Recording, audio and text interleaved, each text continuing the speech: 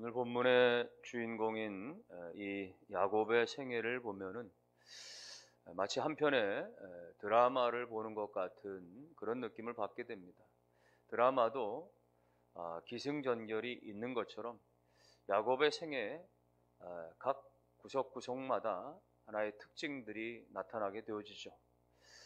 특별히 야곱의 전반부의 생애는 그의 출생과 그의 성장을 이야기하고 있습니다. 야곱이 그의 어머니 리브가의 태중에서부터 쌍둥이로 그렇게 생겨져서 형 에서와 쌍둥이로 태어날 때 형이 먼저 나오는 것을 그야말로 안타까운 말이죠. 형의 발뒤꿈치를 잡고 나오는, 출생 때부터 그런 특별한 이력의 열정이 있었고요. 또 그는 자라나면서 형 장자에 관한 그런 권한을 늘 사모하고 빼앗기를 원하여 어느 날 허기진 형을 이용해서 팥죽 한 그릇의 장자권을 빼앗아 버리기도 하죠. 그러다 마침내는 아버지가 눈이 침침해서 자녀들조차 제대로 식별하지 못할 때에 그는 음식을 만들어 가서 아버지 앞에 내가 장자에서입니다 라고 거짓말을 하면서 결국은 축복을 가로채게 됩니다. 한순간에 모든 장자권 축복을 다 잃어버린 이 에서 입장에서는 분노가 치밀었고 결국은 이로 인해서 야곱은 집을 떠나게 되죠. 집을 떠나서 그렇게 자기 홀로 인생을 살아가는 것 같은 그 끔찍한 어려움과 고독함 중에서 하나님을 만나는 거예요. 베델 땅에서 꿈을 꾸면서 그 꿈과 환상 중에 하나님을 크게 체험합니다. 하나님께서 그에게 나타나셔서 야곱아, 나는 너의 하나님이다. 네가 누운 땅을 너와 내 자손에게 영원히 줄 거야 라고 하시면서 내가 어디로 가든지 내가 너와 함께 동행하고 그리고 내가 너를 지켜주고 너를 반드시 돌아오게 하겠다. 이런 약속의 말씀을 받는 거야. 야곱이 너무나 감격스러워서 그야말로 돌덩이에다 기름을 붓고는 하나님 앞에 감격의 눈물에 제단을 쌓아 예배를 드리게 됩니다. 그리고 나서 오늘 창세기 29장으로 와서 이제 야곱이 그 베델 땅에서 다시 길을 떠나는 거예요. 떠나서 이제 목적지 하란 땅까지 가는 겁니다. 이 베델에서 하란까지는 얼마의 거리냐? 한 640km, 한 1600리가 되어지는 거예요. 그러니까 뭐 여기 시흥 땅에서 출발해서 저 강릉까지 가가지고 강릉에서 또 동해안 따라서 말이죠, 저 부산까지 내려가는 그 정도 거리는 되는 거예요. 그 정도 거리를 걸어서 그렇게 머나먼 거리를 가게 되어지는 것이죠. 사실 굉장히 쉽지 않은, 하나님이 없었더라면 도무지 그 막막하고 위험천만한 길을 가기가 어려웠을 터인데, 그런데 그는 하나님을 만나고 그 길을 가게 됩니다. 여러분, 우리가 인생길을 가게 될 때에 무슨 힘으로 살아갈 수가 있습니까? 어떤 힘으로 살아갈 수 있어요? 사실은 지금까지 우리가 살아온 시간들도 너무 힘들었고 우리가 살아온 지금까지 인생도 너무나 힘겨웠었는데 앞으로 살아갈 것은 더 녹록하지 않잖아요? 더 쉽지 않잖아요? 세상은 더 강팍하고 끊임없이 말이죠, 우리를 힘들게 할 만한 많은 요소들이 있잖아요. 어쩌면 우리가 나아가야 될 인생길도 야곱이 걸어간 그 1600리의 그 한 땅까지 가는 그 시간의 어려움보다 훨씬 더 클지 모르는 것이죠. 그때 여러분, 우리가 정말 힘을 얻을 수 있는 것은 결국은 하나님 만나는 거예요. 오늘 야곱이 하나님을 만났기 때문에요, 하나님을 그 경험하고 나서 이제 이 길을 갈 때 말이죠, 1절에 보면은 어떻게 표현하느냐면 야곱이 길을 떠나다. 여기 야곱이 길을 떠나다라고 하는 것은 굉장히 힘찬 발걸음의 의미를 담고 있는 거예요. 이날 밤 전까지는 두려움과 초조함과 불안함이 많았었지만은, 그러나 하나님을 만나고 나서는 그의 마음 가운데 평강과 기쁨이 넘쳐나면서 마침내 목적지를 향해서 길을 박차고 떠나갈 수 있는 힘이 생겨났던 거예요. 여러분, 오늘 우리 가운데 다른 방법이 없습니다. 미래에 대한 여러 가지 어떤 경험하지 못한 그런 두려움에 대한 그 모든 것들의 해결의 길은 물질이 아니고 사람이 아니고 하나님인 거예요. 모든 것의 주인 되신 그 하나님을 우리가 만나고 은혜를 체험하게 되어지면 삶은 여전히 고되고 우리 인생은 여전히 구차할지 모르지만은, 그런데도 불구하고 하나님을 만나고 하나님의 음성을 듣게 되어지면 우리 안에 소망이 넘쳐나고 평강이 넘쳐나고 우리 안에 기쁨으로 말미암아서 그 인생길을 넉넉하게 가고 넉넉하게 이겨낼 줄 믿고, 여러분 하나님을 만나고 체험한 은혜가 여러분 가정마다 자녀들마다 다 일어나게 되기를 주님의 이름으로 축원합니다. 야곱이 이렇게 하나님 만나고 은혜 받고 나니까 발걸음이 가볍죠. 발걸음만 가벼운 게 아닙니다. 그의 마음이 열리기 시작해요. 결국은 하란 땅까지 도착하는데요, 그 지역에 가게 되니까 제일 먼저 만난 게 그 지역의 목동들입니다. 양치기들을 만났는데요, 근데 양치기를 만나자 그들을 향해서 야곱이 뭐라고 표현하느냐, 내 형제여 라고 부릅니다. 4절 말씀해 보면은 야곱이 그들에게 이르되 내 형제여 어디서 왔느냐. 야곱이 지금 낯선 이 목동들을 향해서 내 형제여 라고 부르는 것은 굉장한 중요한 의미를 담고 있어요. 왜요? 야곱은 지금까지 어느 한 사람에게도 자기의 마음을 열지 못했어요. 그저 경쟁의 상대, 그저 미움의 대상, 내가 뭔가를 빼앗아야 될 그런 관계로만 여겨왔던 것이거든요. 그래서 심지어 친형인데도 불구하고 친형이 가지고 있는 것을 빼앗기 위해서 말이죠, 그렇게 혈안되어졌었거든요. 그런데 하나님 만나고 보니까 달라진 거예요. 하나님의 은혜와 약속을 받고 보니까 미움이 바뀌어져서 그야말로 열린 마음으로, 사랑의 마음으로 바뀌어지기 시작하는 거예요.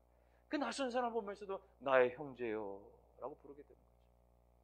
여러분, 은혜 받았다고 하는 사람들의 이야기들을 들어보면요, 대동소이한 거는 많은 사람들이 나 은혜 받았다고 간증하는 것을 보면요, 그 간증의 공통성은 뭐냐? 달라지게 보여지더라고요. 은혜 받고 보니까 지나갈 때 풀 한 포기도 너무 소중하고, 그 살랑이는 말이죠, 바람결도 너무나 따스하고, 은혜 받고 보니까 지나가는 사람들도 그렇게 사랑스러워 보이고 말이죠. 은혜 받기 전과 받은 다음에 말이 모든 것은 다 그대로 있지만 내 마음이 달라지니까 그렇게 다 좋아 보이고 사랑스러워 보이고 말이죠. 그렇게 되어지더라는 것이죠. 야곱이 그랬습니다. 하나님을 만나고 그 감동의 은혜 말씀을 듣고 나니까 그의 마음 가운데 열려져서 말이죠, 목동들을 향해서도 나의 형제여 라고 말하고, 그리고 라헬을 만나는데 말이, 라헬을 보는 순간 이미 사랑에 불타오르는 거예요. 첫눈에 반해버리는 거예요.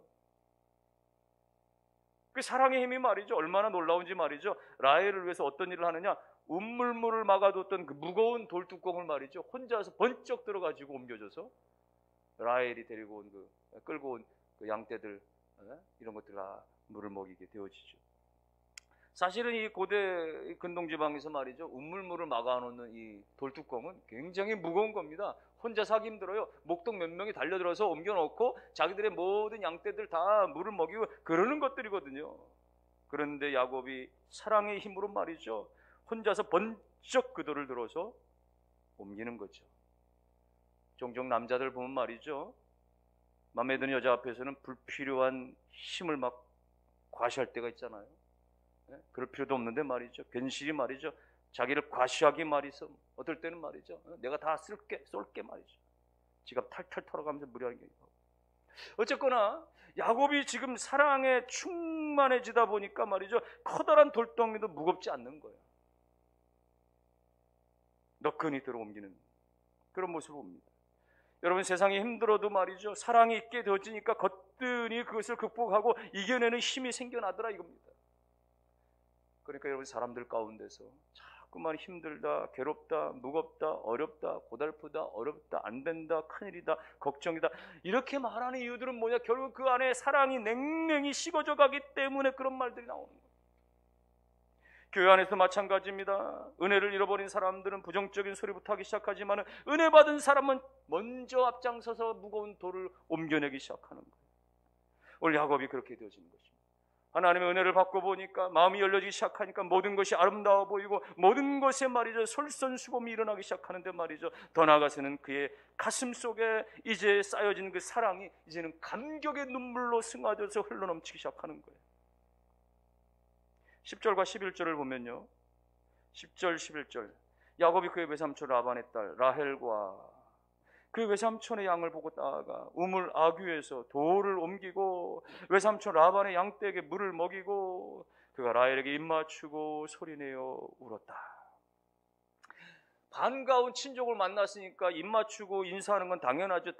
당시에 이건 관례적인 인사법입니다. 그런데 여기 지금 야곱이 소리내어 울었다라고 하는 표현은요, 그냥 인사 이상인 거예요. 너무나 감격스러웠던 것이죠.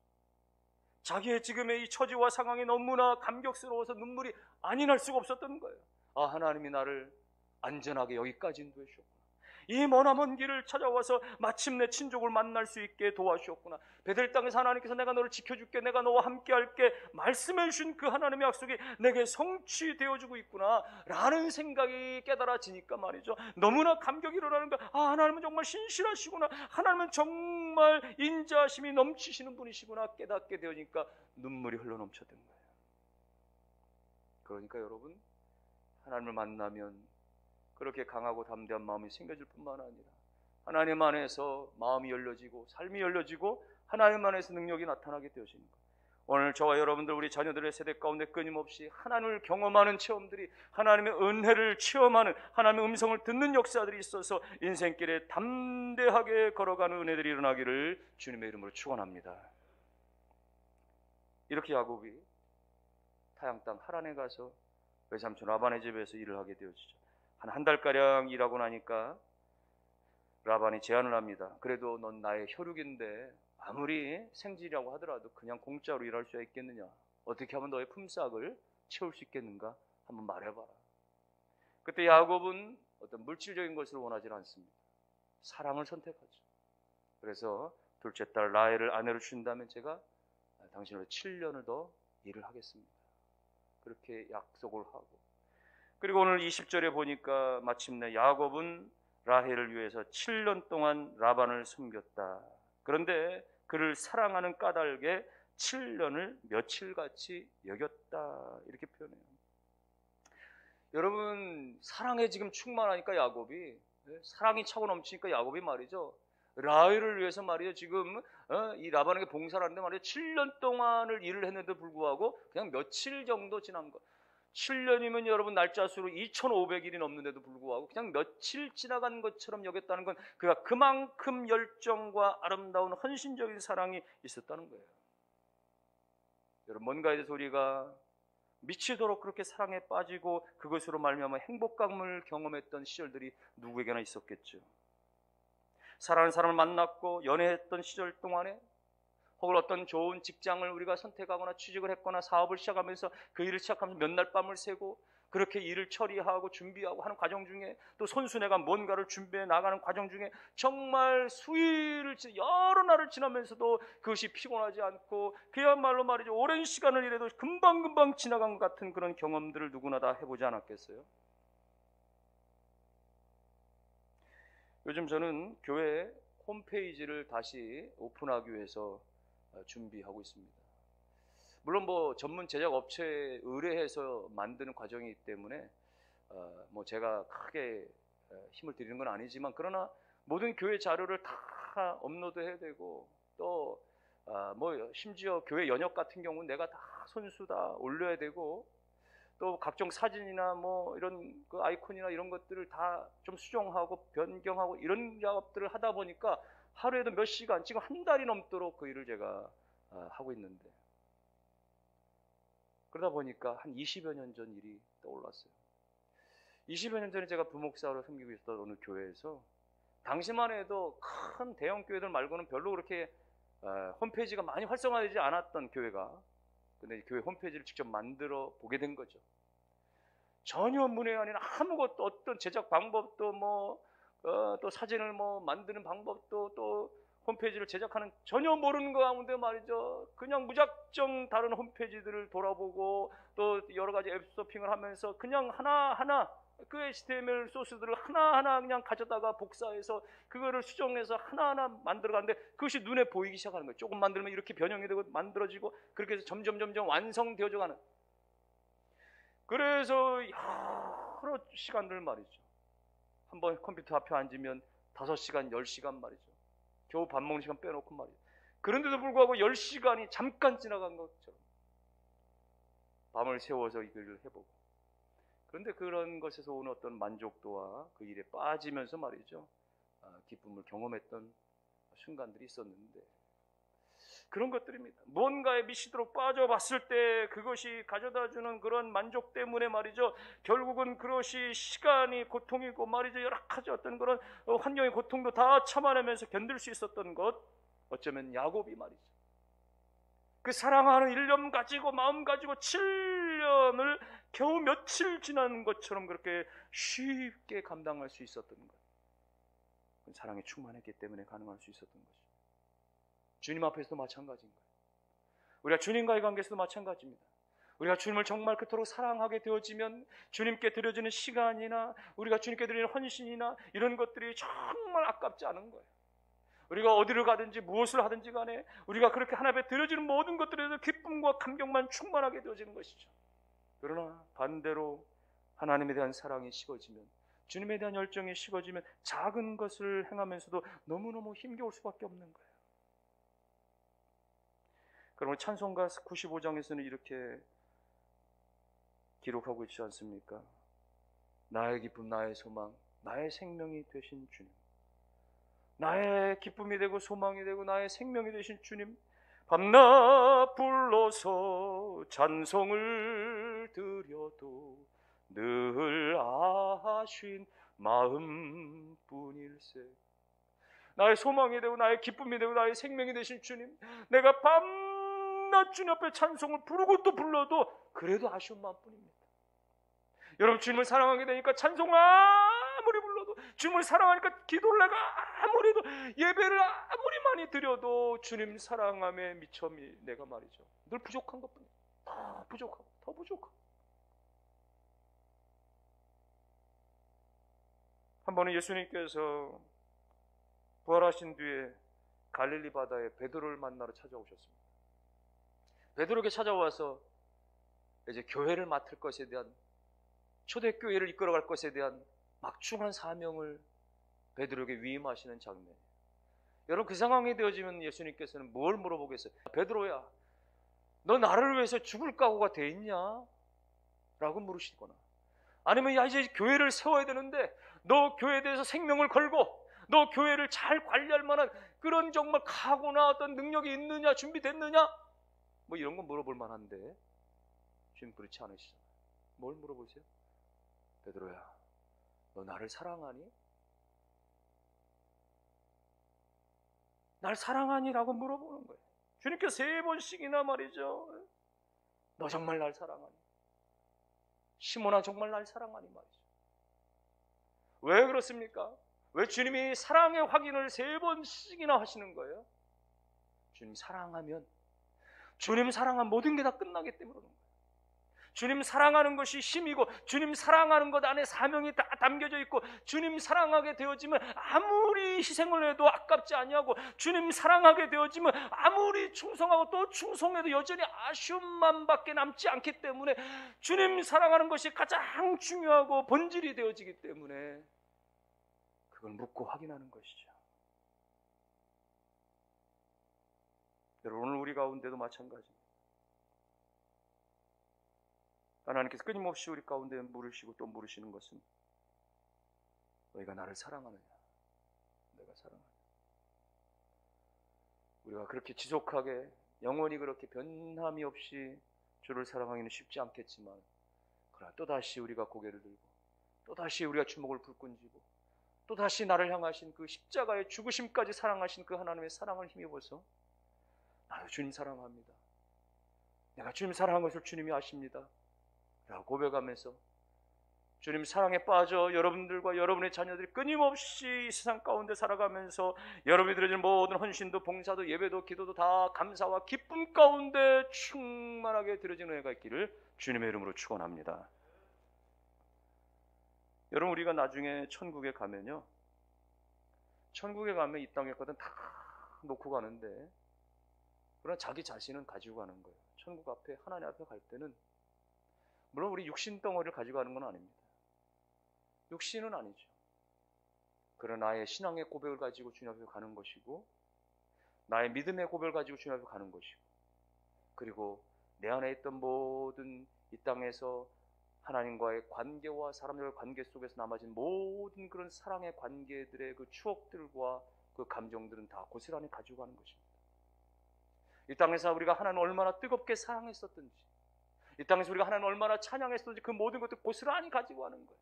하나님께서 허락하신 교회와 성도들과의 관계 속에서 우리 얼마나 사랑을 나누고 얼마나 그렇게 사랑 가운데 베풀고 받고 나누는지 그 모든 것들은 다 주님 앞에 고스란히 가지고 가는 거예요. 우리 가운데 허락하신 가족들과 지인들과의 관계 속에서 나누었던 모든 사랑들은 다 그대로 하나님 앞에 가지고 가는 거예요. 그래서 사랑의 삶은, 그래서 사랑의 기억은 너무나 중요한 것입니다. 어느 40대 초반의 아버지가 어린 아이들을 앞에 두고 암과 투병하다가 결국은 임종을 맞게 됐다. 마지막 의식을 잃은 채로 그렇게 고통스러워하는 가운데 아내가, 여보 조금만 더 참아주세요. 아이들이 곧 병원에 올 겁니다. 조금만 더 참아주세요. 견뎌달라고 말이죠. 결국은 아이들이 도착을 했습니다. 그 의식을 잃은, 그야말로 고통 중에 말이죠, 숨을 헐떡거리는 그 마지막 아빠 앞에 아이들이 엉엉 울면서 아빠 사랑한다고 이야기하죠. 놀라운 일이 일어납니다. 그때 아빠가 그 소리를 듣고는 말이죠, 눈이 떠진 게 아니라 눈물을 쭉 흘리는 거예요. 눈물을 쭉 흘리는 거예요. 그 아내는 이야기합니다. 여보, 이 소중한 아이들을 저에게 남겨줘서 너무나 고맙습니다. 내가 당신을 너무너무 사랑합니다. 아이들 잘 키울 테니 걱정하지 마십시오. 당신을 정말 사랑합니다. 라고 이야기하죠. 이 젊은 아빠는 아이들의 사랑의 고백과 아내의 사랑의 고백을 그렇게 들으면서 눈물 흘리면서 마지막 평안하게 이제 죽음맞게 되는 겁니다. 여러분, 의식이 마지막 사라져가는 마지막 순간까지도 우리가 간직하게 되어지고, 그리고 그것을 가지고 하나님의 세계로 나아갈 때 변치 않고 없어지지 않은 것은 오직 사랑뿐이라는 거예요. 그래서 그런 이야기 있는 거예요. 어떤 신비한 지우개가 있어서 모든 것들을 다 지우고, 세상의 모든 것들을 다 지워낼 수 있는 그 신비한 지우개가 있다고 할지라도 어떠한 감정이나 어떠한 상황이나 어떠한 사건이나 어떤 일도 다 지울 수 있지만은, 그러나 결코 지울 수 없는 것, 그것은 사랑의 표현, 사랑한다는 말, 이것은 영원히 지우지 않는다라는 그런 얘기죠. 그래서 성경도 그렇게 말하는 거예요. 사랑장이라고 말하는 고린도전서 13장 8절에 보면 사랑은 언제까지나 떨어지지 아니한다. 사랑은 언제까지나 영원히 변함이 없다라고 말하는 것은 바로 그와 같은 거예요. 그러므로 이 위대한 표현과 이 아름다운 이 놀라운 표현이 여러분이 그토록 소중히 여기는 수많은 사람들 가운데 끊임없이 말해지고 끊임없이 그들 가운데 들려지는 은혜가 있어지기를 주님의 이름으로 축원합니다. 우리는 종종 사람들을 말할 때, 평가할 때 그 사람이 돈을 얼마나 가지고 있다, 재물을 얼마나 가지고 있다, 직위는 어떻다, 사회적 신분은 어떻다, 이렇게 판단할지 모릅니다만은, 그러나 정말 하나님 앞에서 우리가 판단받는 가장 중요한 가치는 그가 사랑을 얼마나 받아 있나, 하나님의 사랑을 얼마나 받았고, 사랑하는 사람들로부터 사랑을 얼마나 받았고, 또한 그 사랑을 얼마나 많이 베풀었는가, 그것만이 유일한 판단이 된다는 거예요. 그래서 고린도전서 13장에서는 사랑이 없으면 내가 아무것도 아니요, 사랑이 없으면 내가 아무것도 아니라고 하는 것은 뭐예요? 그 모든 것들이 있어도 사랑 없으면 꽝 아무것도 아니라는 것, 오직 사랑만이 기준이 된다, 그런 얘기입니다. 사랑 없이 일하는 것들은 다 헛수고 되는 거예요. 가정이든 교회든 모든 것이 마찬가지. 이를테면 한평생 배우자나 자녀를 위해서 한평생 내가 어떤 봉사를 했다고 할지라도, 일을 했다고 할지라도 말이죠, 그러나 사랑이 없이 했으면 그 다 맹목적인 수고에 불과한 것입니다. 어느 순간 그것은 불신으로 바뀌고, 어느 순간 그것은 짜증으로 바뀌고, 어느 순간 그것은 말이죠, 그야말로 괴로움으로 바뀌면서, 고통으로 바뀌면서, 어느 순간 말이죠, 그것은 말이죠, 한순간에 말이죠, 불행으로 바뀌어져요. 왜 가족들이 집에 돌아와서는 그냥 그렇게 피곤하다고만 이야기합니까? 왜 작은 일에도 그냥 넘어가지 못하고 짜증을 내고 화를 내고 왜 그렇게 거친 말을 합니까? 사랑을 잃어버렸기 때문에. 사랑 안에 기쁨이 있는데, 사랑 안에 감격이 있는데, 사랑이 행복인데 그 사랑이 식어지니까, 사랑이 사라져 버리니까 모든 게 다 무의미해지는 거예요. 여러분, 가정 안에 여러 가지 재정적인 문제, 가정 안에 여러 가지 어떤 사건적인 문제, 다양한 문제들이 일어납니다. 사회에도 여러 가지 문제들이 일어납니다. 정치적인 문제가 일어납니다. 국가 어떤 그런 재정적인 문제가 일어납니다. 전 세계적인 어떤 기후 문제도 있고 다 문제가 있지만, 그러나 그 문제 자체가 온 인류를 위협하고 있거나 우리 가정들을 위협하고 있는 게 아니라, 정작 문제는 그 안에 사랑이 고갈된다는 것이 문제인 거예요. 가정이든 사회든 국가든 모든 문제 안에서는 사랑이 다시 회복되어지면 그 안에 길이 열려지기 시작하고 그 안에 회복의 문제들이 일어나기 시작하고, 사랑이 없기 때문에 성경은 마지막 날에, 심판날에, 종말의 때에 사랑이 식어지고 불법이 성행한다고 말하는 것처럼 말이죠.